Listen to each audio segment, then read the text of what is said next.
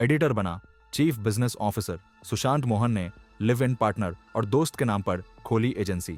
करोड़ों के विज्ञापन, सौदों की डाइवर्जेंट जांच शुरू। नोएडा स्थित एक प्रमुख मीडिया हाउस इन दिनों गंभीर विवादों में घिरा हुआ है। हाल ही में प्रमोट किए गए chief business officer CBO Sushant Mohan पर गंभीर आरोप लगे हैं। आंतरिक सूत्रों के अनुसार उन्होंने अपनी लिव इन पार्टनर और एक करीबी मित्र के नाम पर एक शेल कंपनी बनाई और मीडिया ग्रुप के करोड़ों के विज्ञापन अनुबंध उसी कंपनी को ट्रांसफर कर दिए। इस प्रक्रिया में वर्षों से जुड़ी हुई भरोसेमंद एजेंसियों को दरकिनार कर दिया गया। सिंडजिस्ट नाम से रजिस्टर्ड कंपनी को मिला सारा। बिजनेस सूत्रों के अनुसार यह कंपनी सिंडजिस्ट, जिसे आर्यव्रत मीडिया के नाम से भी जाना जाता है, फरवरी 2025 में रजिस्टर्ड की गई थी, ठीक उसी समय जब सुशांत मोहन ने सीबीओ के रूप में पदभार संभाला। यह कंपनी न्यूज एजेंसी और प्रिंट एड बिक्री के लिए रजिस्टर्ड है, लेकिन इसके पास पीआर या डिजिटल एडवर्टाइजिंग सेवाओं के लिए कोई वैध लाइसेंस नहीं है। इसके बावजूद इसे बिना किसी मिनिमम बिजनेस गारंटी के करोड़ों के एड डील्स दिए गए।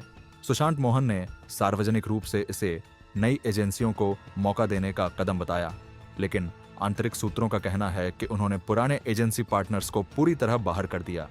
जब विक्रय टीम ने आपत्ति जताई तो उन्हें उच्च प्रबंधन से उनके निकट संबंधों का हवाला देकर चुप रहने को कहा गया। कोलकाता की पीआर कंपनी टीमोलॉजी ने किया बैकआउट। इस विवाद के बाद कोलकाता की जानी मानी पीआर एजेंसी टीमोलॉजी ने खुद को इस मीडिया ग्रुप के सभी प्रोजेक्ट से अलग कर लिया है।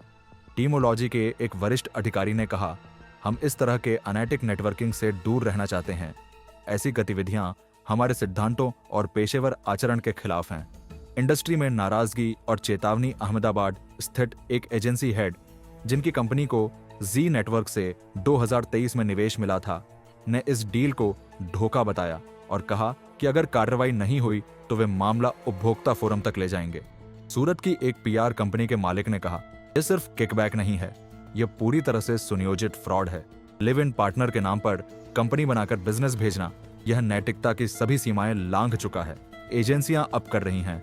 सतर्क इंतजार गुरुग्राम की एक रियल एस्टेट पीआर एजेंसी के वरिष्ठ अधिकारी का कहना है, अभी तो शॉर्ट टर्म में नुकसान नहीं दिखेगा, लेकिन अगर यह चलता रहा तो विज्ञापनदाता भरोसा खो बैठेंगे और दूसरे मीडिया आउटलेट्स की ओर रुख करेंगे।